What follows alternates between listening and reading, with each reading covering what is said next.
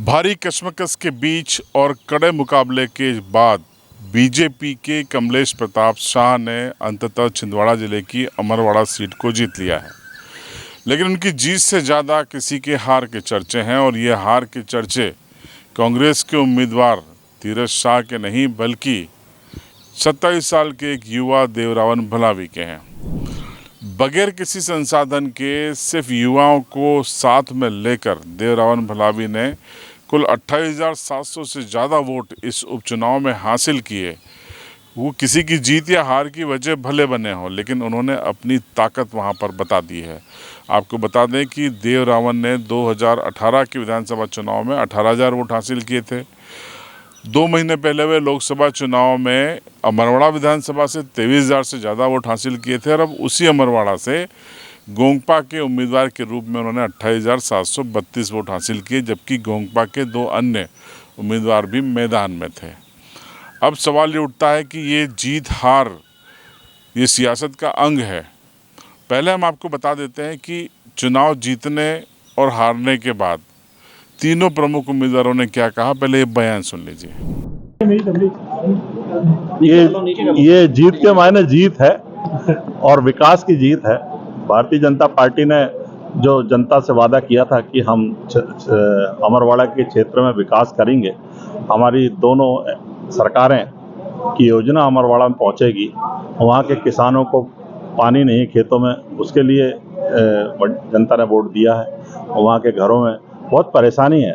3 बार विधायक रहने के बाद कांग्रेस में कमलेश शाह ने कुछ करवा नहीं पा रहे थे और असहाय महसूस कर रहे थे, इसलिए उन्होंने भारतीय जनता पार्टी को चुना। भारतीय जनता पार्टी में आकर वो विकास के साथ जुड़े, लेकिन बड़ी चतुराई से कांग्रेस ने ये चुनाव को आस्था में बदल दिया। क्योंकि आस्था इस देश में सबसे ऊपर रहेगी, धर्म भी सबसे ऊपर रहेगा। हम भी आज अचरकुंड से कहें, सभी हमारी बहुत आस्था है, लेकिन बड़ी चतुराई से आस्था वर्सेस विकास हुआ ये चुनाव। कांग्रेस से हमारी लड़ाई नहीं थी, क्योंकि अचलकुंड वाले दादा और उनकी आस्था से थी, तो हम उस चुनाव में तो बड़ी चुनौतीपूर्ण जीत की है। लेकिन कांग्रेस कहीं कुछ नहीं है, नज़र नहीं है। हमारी लड़ाई आस्था के कारण थोड़ी कमज़ोर दिख रही है, लेकिन हम काफ़ी सम्मानजनक जीते हैं। और अब अमरवाड़ा की जनता को मैं बहुत बहुत बधाई देता हूँ, उन्होंने सही फैसला लिया। दोनों इंजन की सरकारें जो है, अब हमारे विधानसभा में भी नेतृत्व हो गया और लोकसभा में हमारा नेतृत्व हो गया, जो काफ़ी दिनों बाद छिंदवाड़ा को ऐसा मौका मिला है। और इससे हम छिंदवाड़ा की तस्वीर बदलेंगे और अमरवाड़ा को भी कोशिश करेंगे बदलने की। अमरवाड़ा में जो वादा किए हैं, हॉस्टल से लेकर, कॉलेज से लेकर, पानी से लेकर सभी कुछ पे हम काम करेंगे। हमारे दोनों सदन में हमारे प्रतिनिधि पहुंच रहे हैं छिंदवाड़ा से। इसके लिए मैं छिंदवाड़ा की जनता को और अमरवाड़ा की जनता को बहुत बहुत शुभकामना, बधाई देता हूँ। हमारी कार्यकर्ताओं की मेहनत, हमारे बड़े से बड़ा नेता छोटी से छोटी स्थिति संभाल रहा था, एक जो विधानसभा संभालने लायक नेता आज एक छोटे से शक्ति केंद्र पर मौजूद था। उन कार्यकर्ताओं की मेहनत को भी मैं सलाम करता हूं, उनको भी धन्यवाद देता हूं कि उनकी मेहनत रंग लाई। धन्यवाद। ये छिंदवाड़ा में मंत्री मिलने जा रहा है, मुझे कयास लगा जा रहा है कि आप जीतने के बाद कमलेश शाह मंत्री बनेंगे। जरूर, हम भी कोशिश करेंगे कि हमारे छिंदवाड़ा को मंत्री मिले। बहुत दिन से छिंदवाड़ा खाली है और छिंदवाड़ा डबल इंजन की सरकार में विकास की गति और तेज करे, ऐसा हम विचार हैं। शासकीय कर्मचारी वगैरह शासन प्रशासन के दबाव में आकर हमने जो रिकाउंटिंग का आवेदन जो दिया था, तो शासन प्रशासन के दबाव से सरकार इसको निरस्त कर रहा है और हमारे आवेदन को स्वीकार नहीं कर रहा है। और हमारी जो मांग है कि भैया हम रिकाउंटिंग करवाना है। और जब अभी 16वें राउंड के बाद से जो की गई थी, तो उसमें कुछ हमको वो लग रहा है, शंका आ रहा है हमको कि भाई कुछ ना कुछ गड़बड़ी किया गया है। इसलिए हम रिकॉर्डिंग के लिए हमने आवेदन दिया है सरकार को। तो क्या कह रहे हैं? सरकार इस चीज़ को अमान्य कर रही है कि हम नहीं दे सकते इसके लिए, रिकॉर्डिंग के लिए। आज का जो परिणाम आया है आप सभी लोगों के आंखों के सामने है। परिणाम में मैं यही कहना चाहता हूं, जो भी परिणाम यहाँ पर आया, जो व्यक्ति जीत के जा रहा है, मैं उनसे ये निवेदन करता हूं हाथ जोड़ के, भाई आप जीतते रहे हो विधानसभा में, अगर आपने अमरवाड़ा की जनता की अगर आवाज नहीं उठाई तो फिर से विरोध का सामना करने के लिए तैयार हो जाइए, क्योंकि जनता बड़ी ईमानदारी से वोट देती है। जनता ईमानदारी से वोट दे रही है, लेकिन नेता बेईमान निकल जाता है, वो ईमानदारी से जनता के लिए काम नहीं करता, उनके बिजली पानी सड़क के लिए काम नहीं करता और टन अपनी राजाशाही बता के घर में पड़े रहता है। ये चीज नहीं होना चाहिए। दूसरी चीज मैं कहना चाहता हूँ, परिणाम और कुछ होते, परिणाम और बेहतर आता, लेकिन जिस तरीके से आचार संहिता का लगातार उल्लंघन हुआ है उसमें कोई कार्रवाई नहीं हुई है।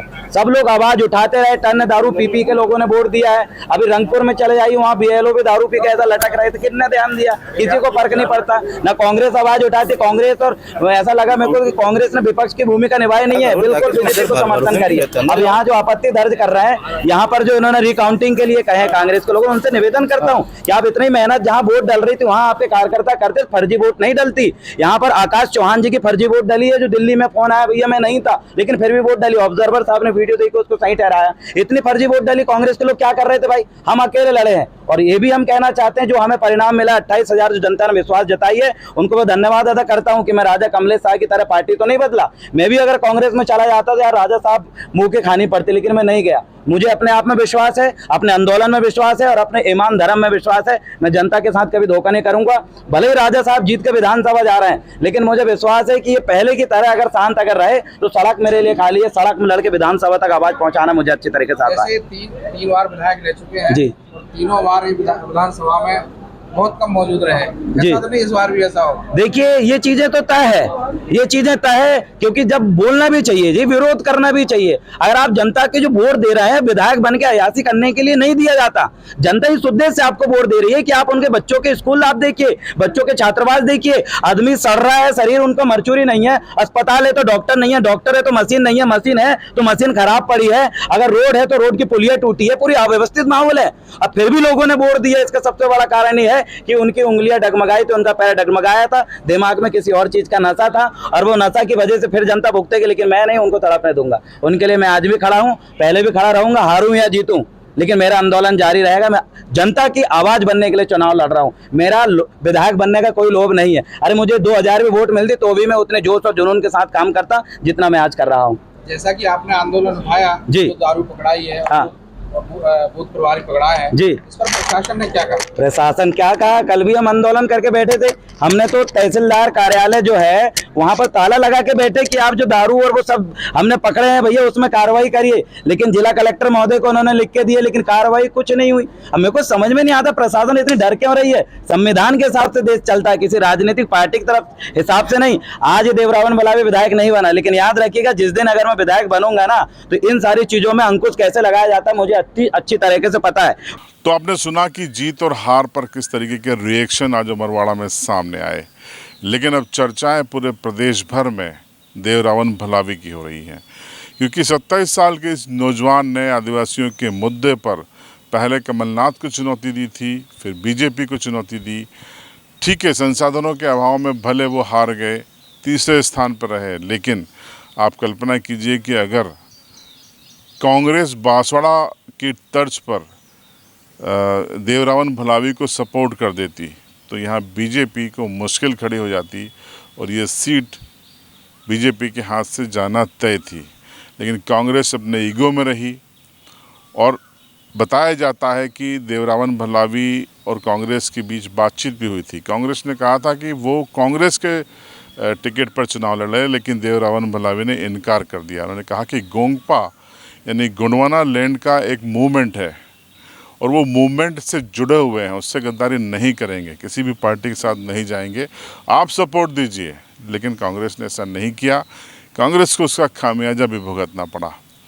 तो बहरहाल सबसे बड़ी खबर, अमरवाड़ा में देवरावन भलावी ने कांग्रेस और बीजेपी को की जीत हार की वजह बनकर अपनी ताकत का एहसास करा दिया है, और एहसास बीजेपी के उम्मीदवार को भी हो गया होगा कि अगर ये उपचुनाव नहीं होता तो उनका क्या होता।